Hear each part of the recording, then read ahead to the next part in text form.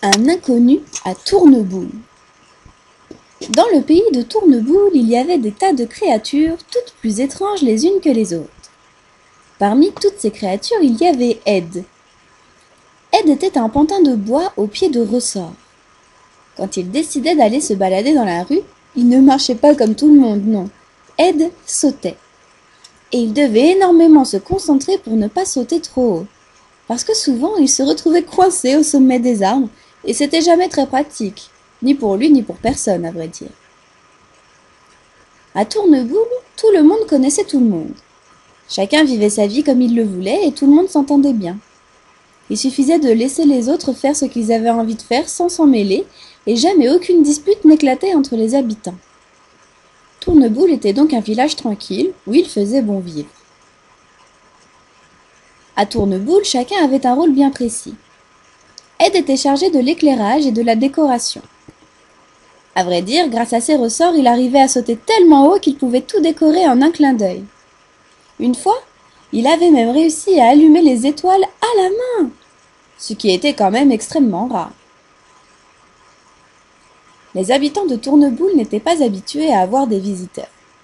Personne ne venait se perdre dans leur village, qui était perdu et introuvable en vérité.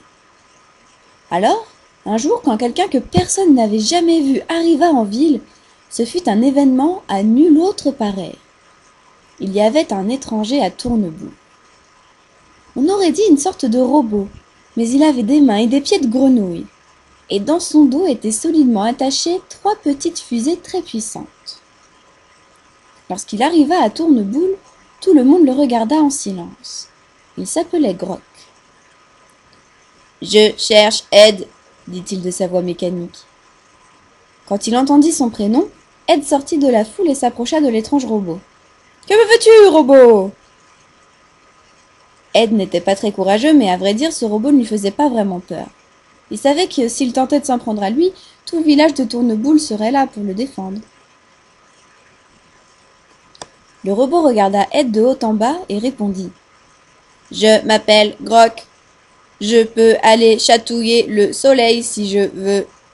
Ça fait des jours qu'on me dit que tu sautes plus haut que n'importe qui.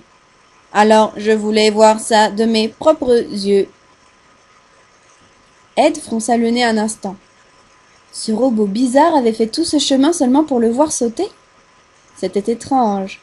Il y avait quelque chose d'anormal. « Eh bien, tu m'as vu, Groc. Tu peux repartir maintenant. »« Non.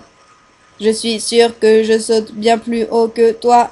Tu n'es qu'un minus, j'en suis certain. Je suis là pour te lancer un défi, gros nul. » Un grognement s'éleva de la foule qui commençait à être agacée par ce robot sans gêne qui venait embêter leur cher Ed. Mais Ed fit signe à ses amis de se taire. « J'accepte. Quel est ce défi ? » « Puisque tu sautes si haut, alors ça ne devrait pas te déranger d'aller jusque sur la lune. Si tu y arrives, alors je partirai. Si j'y arrive, je deviens le roi de Tourneboule. » Ed ne répondit rien. Groc lui lançait le défi de sauter sur la lune pour devenir ensuite le roi du village. C'était insensé. Ed n'avait jamais tenté de sauter aussi haut. Mais il n'avait plus le choix désormais. Il avait dit qu'il acceptait le défi avant même de savoir de quoi il s'agissait. Mais il devait essayer, même s'il ne s'en pensait absolument pas capable. Le lendemain, jour du défi, Ed se leva très tôt. En fait, il avait très mal dormi. Tous ses amis de Tourneboule l'attendaient devant sa porte et c'est ensemble qu'ils se rendirent au point de rendez-vous. Groc le robot était là. Ed devait commencer.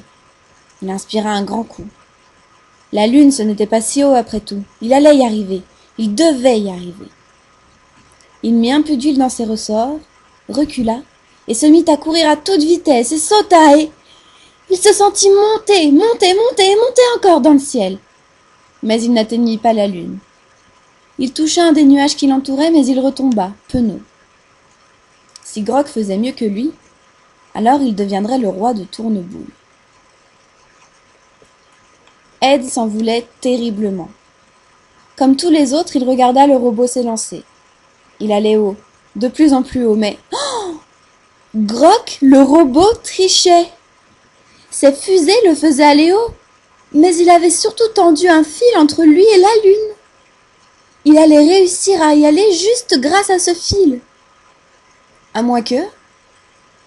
Les fusées sur le dos du robot arrêtèrent soudainement de fonctionner. On l'entendit crier, mais heureusement, le fil avec lequel il trichait, le fil qui était accroché autour de la Lune d'un côté et autour de sa ceinture de l'autre, le maintenait dans le vide et l'empêcha de tomber. Ed regarda cet étrange spectacle.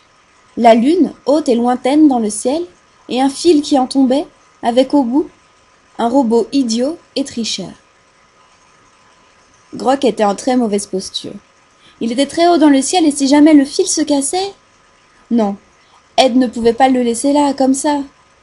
Sans même y réfléchir plus longtemps, et sous les acclamations de tout Tourneboule, il s'élança à nouveau et sauta. En quelques secondes, il était arrivé près de Grok, avait coupé le fil et redescendait. Le robot se cramponnait à lui.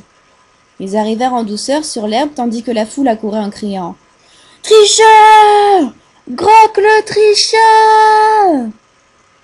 Le robot ne dit rien pendant de longues minutes, puis il se tourna vers Ed. « Je suis désolé, tu es bien plus fort que moi. Tu es venu m'aider alors que tu aurais pu me laisser là. J'ai triché. Je quitte Tourneboule. Bien joué, Ed. » Et sans demander son reste, le robot était parti. À Tourneboule, Ed reprit sa vie, sans plus jamais tenter de sauter sur la Lune. Plus personne ne vint lui lancer de défi, et plus personne ne douta jamais de son talent, ou encore de son grand cœur.